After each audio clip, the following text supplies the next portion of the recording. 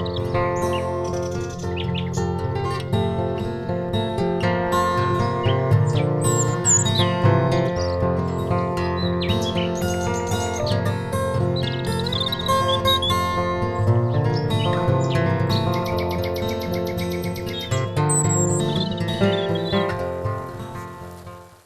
there. This time I have brought you on a journey which is going to take you back to the times prior to the 1500s. Ladies and gentlemen, we have always been talking about temples, churches. We show them, we talk about the beaches, the sun and the sand. But we forget that for almost about 60 years, Goa was ruled over by the Bahmanis and the Adilshahis. We had a Muslim rule over here, and their contribution to our architectural sites, the heritage of Goa, is immense. Today, we have come to see the religious edifices of the Muslim community that is in Goa. After 1510, when Afonso Albuquerque came into Goa, he annihilated the population of the Muslims. He destroyed the religious structures, the mosques, the idgahs that were over there. And this forced the Muslim community to cross over into safer places like in Ponda initially, then to Sange and to Sattari, Sakri. We find a major settlement of our Muslim community, the Goan Muslim communities in these areas. This dynasty that was here, the Adilshahi dynasty to be more precise, constructed about 27 mosques in Goa. Today, sadly, we get to see only 2 or 3 of them. And this journey into the religious and the Muslim dynasty that was here in Goa, we are going to start from a place that is of double that importance. We have now come initially to Bicholim. Bicholim was initially with the Adilshahis and then with the Marathas.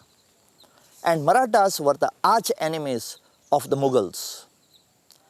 And lot of battles between Shivaji and the Mughal Empire and then Sambhaji later on. And in Goa, we find one structure which place was donated by the Hindu king Chhatrapati Sambhaji Maharaj for Akbar II, not Akbar the Great, but Akbar II, the 4th son of Aurangzeb.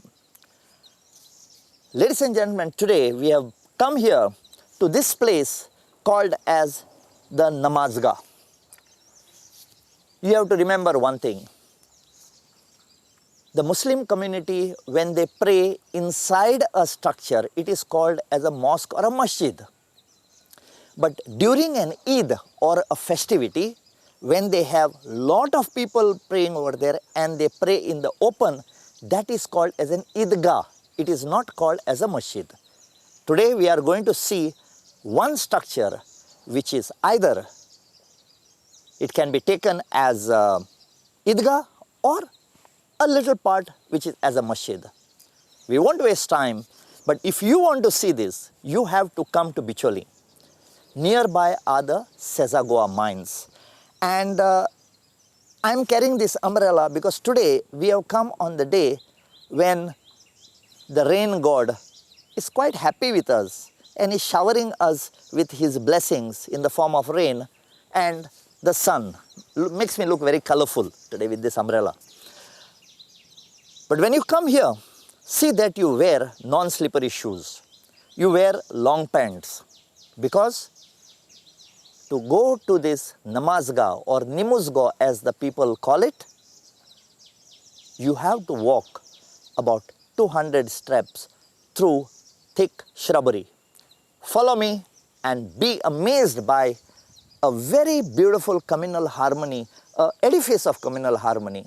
the Namazgah or Namazgah of Bicholim. Follow me.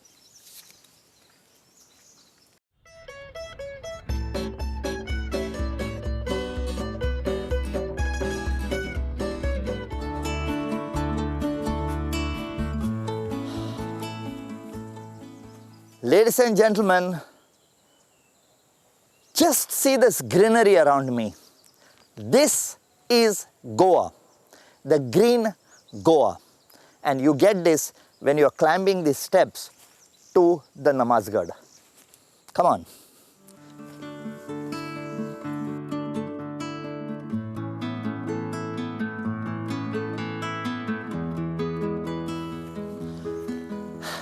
Ladies and gentlemen, I am half out of breath climbing up over here. But I can tell you, to get my breath back, all I have to do, stop, look behind. What a beautiful greenery over here. This Goa, fresh air and a little bit of rain can make life beautiful. Let me continue my journey. As I climb up, I can get the Namazgah inside. Almost reach there, come on.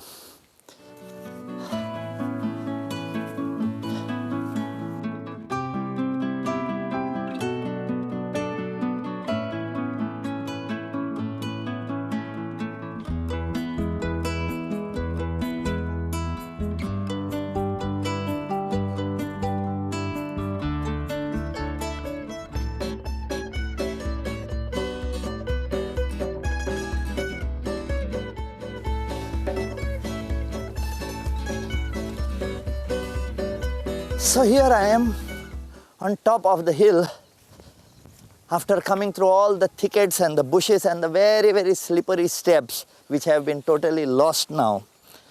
And here I have come to one of the most historic sites in Goa, the Namazgah. This, for you ladies and gentlemen, is a sign of communal harmony of Goa. The Directorate of Archives and Archaeology has taken this monument under their wings. There is a board over here which says it's a protected monument. Any defacing that is done here or damage that is done is liable for punishment by imprisonment or by a huge fine. But why should we put up boards? This is our heritage. This is your heritage. Ladies and gentlemen, please, when you come here, what you are doing is you are breathing life into these structures. These structures that are on the way off from this planet. They say, out of sight, out of mind. And if we do this to our heritage sites in Goa, do you know what our children will ask us? Maybe after another 10 years, 15 years, 25 years. What did you do? You did not build anything, but what did you do to protect these monuments? We did not even tell our children what this thing is. But for that, let me tell you a brief history of this. In fact, ladies and gentlemen, you must read the book written by a good friend of mine, Professor Prajal Sakardande, who is teaching history. And a very, very passionate Goan, a very, very passionate historian and a preserver of the heritage. Now, he has written a book about the Muslim rule in Goa, and it covers a lot of things which you will not even know about. And I am going to refer to certain things from there so that what has been written, the richness of that book, I am going to pass it on to you. I am sure he is going to like it if you understand what he has written and come here and see this particular thing. And I am going to tell you the history of this place. Come.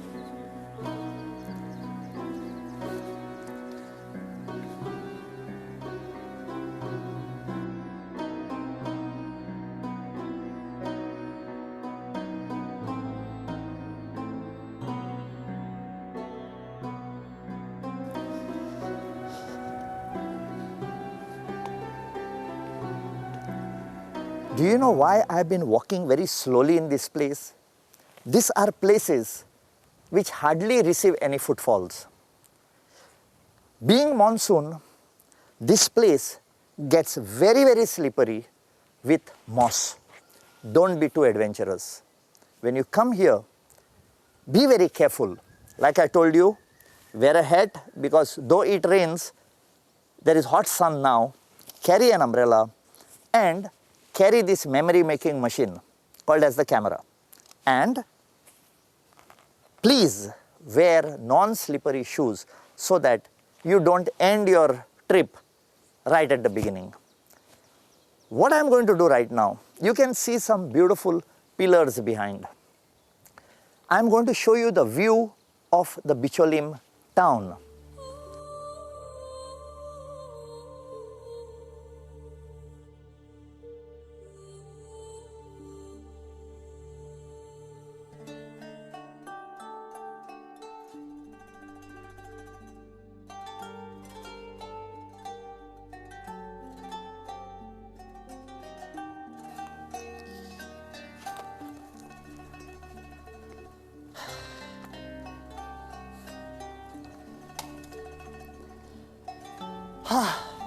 There, I have reached. So,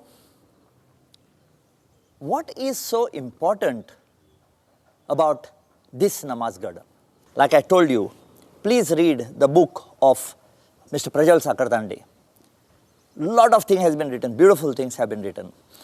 I will just go back a little in history to tell you about this heritage.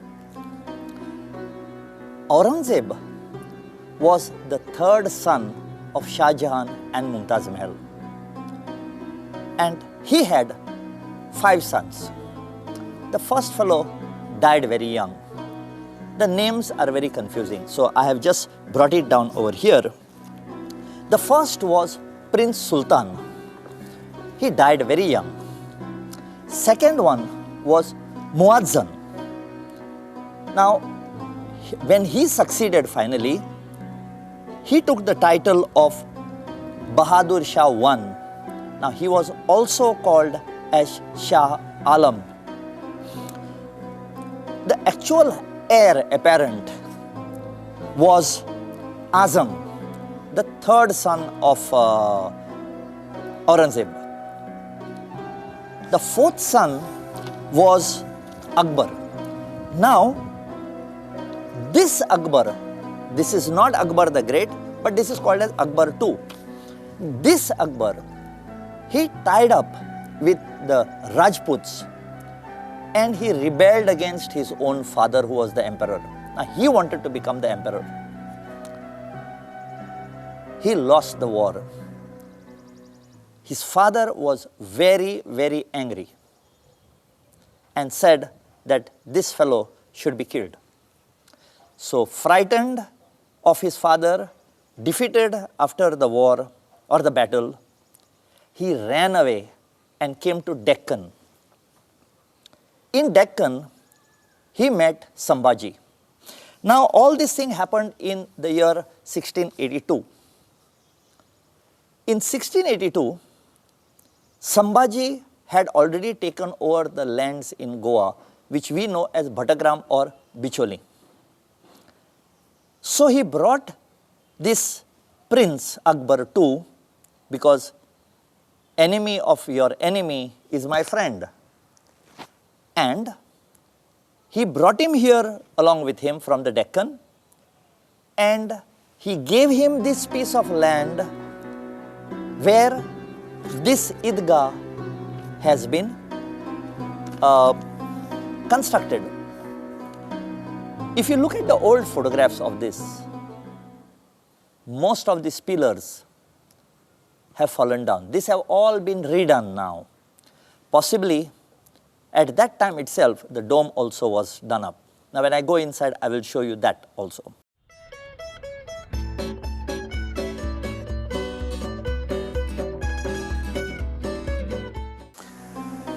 I have just walked on top of the small little room that is over here.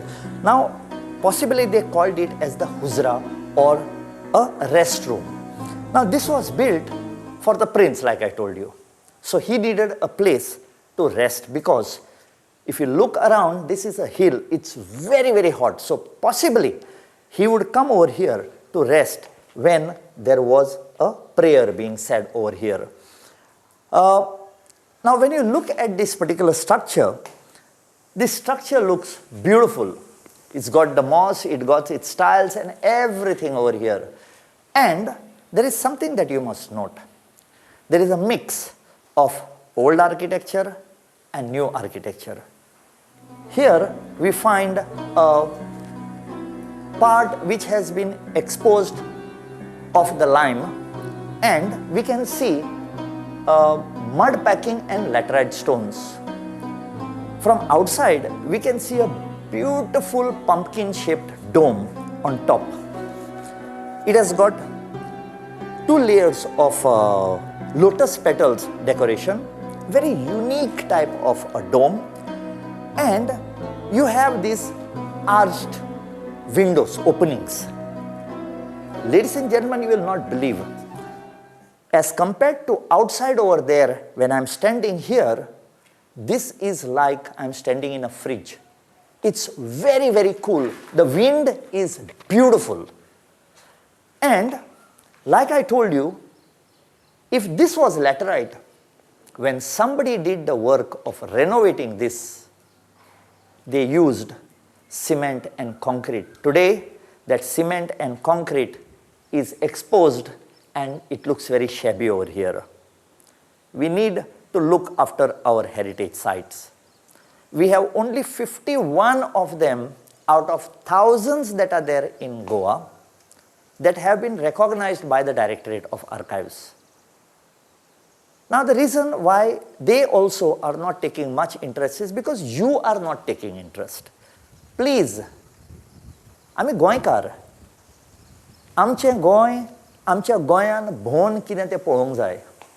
जर आमीच जर गोंयभर भोंवले ना जाल्यार हांगा कितें घडटा, हांगा कितें आशिल्लें, we will never be able to make out. जे हांगा आशिल्लें आज तें फाल्यां आसचें ना. मागीर एक इंग्लिशीन म्हण आसा, you cannot cry over spilt milk. When the time was there, we did not maintain. Now is the time. We are all very proud of our Goa. My Goem. Please come over here and see this. And see one more thing also, that the dome that you see from outside is a packed dome sealed from here. So these are small things that you must notice. And something very, very important, normally you will miss sight of this. On the west side of this huzra or the waiting room, there is a marble plaque with Urdu writing. If you understand Urdu, I am going to show you the plate, and if you can, decipher it. So this, ladies and gentlemen, was the place where Prince Akbar II, the 4th son of Aurangzeb, who rebelled against him, came and was in exile here.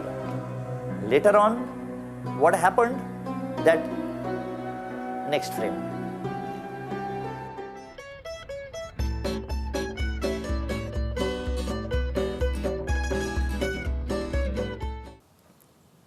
Now here, the settings have been done very, very systematic.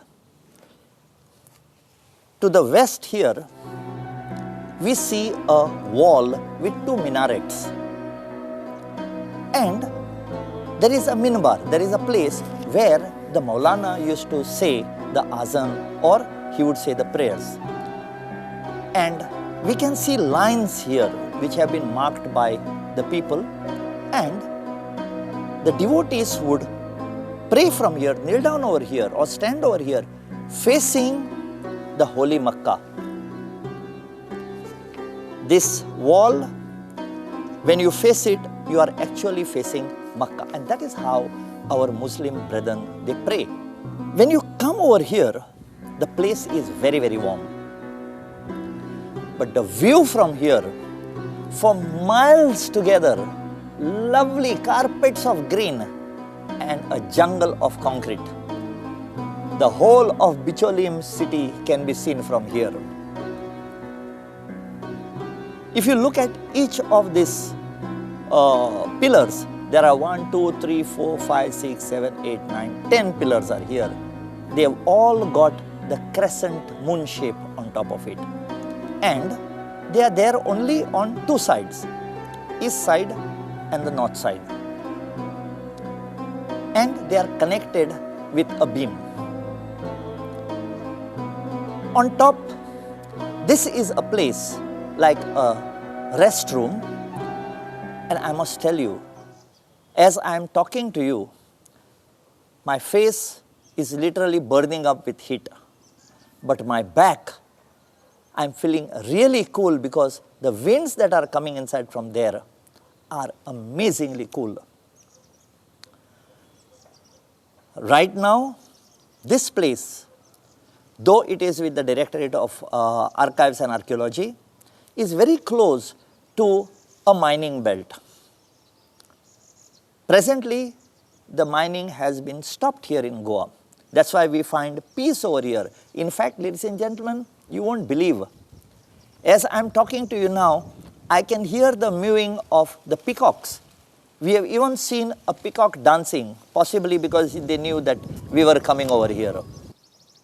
Today, when we look at Bhattakram or Bicholim as a town, it has been totally modernized. But there was a time when there used to be huge mansions over here, buildings over here, beautiful gardens over here for Sambhaji, for this prince over here. Everything changed on 15th January 1684 when Akbar II's brother and the second son of Aurangzeb, that is Shah Alam, came here with 40,000 horsemen, 60,000 soldiers, and he attacked this place and destroyed everything that was over here that belonged to Sambhaji and to his brother Akbar II. Akbar II ran away from here. But he used the opportunity, Shah Alam used this opportunity to camp at a place very close by here called as Narwa, and took the opportunity to send his emissary to the Portuguese, telling them that they should join hands with the Mughals to get rid of Sambhaji, because Sambhaji was their enemy also. Since we are already on the topic of Shah Alam and his visit to Goa, I must mention something else also. Since they were all, a lakh of people were camping here, they needed food grains. It is said that a fleet of 120 boats tried to enter River Mandovi to bring all this food stuff. But the Portuguese were very shrewd. They knew that if they had to get inside with those 120 boats, there was every possibility that the Mughals would cross over and attack and take over Portuguese Goa. So, the two forts that were there, Reis Magus and the Gaspartis, they stopped them from coming but allowed them to unload their goods at Shapora. There is a fort over there also. But they made them to unload their goods there, telling them that this is much more closer for them. That is how this place has come into existence. During the earlier times, there used to be war. Now, whatever has remained after those wars and the dynasties and the constructions, it's our duty to take care of it. Ladies and gentlemen, if you have anything to tell us, if you like this program, if you feel that there are some more inputs that have to be put inside or the inputs have to be removed, please tell us. Write to us on the email that you see over here. We love to hear from you. At this point, signing off from the Namazgah episode. See you.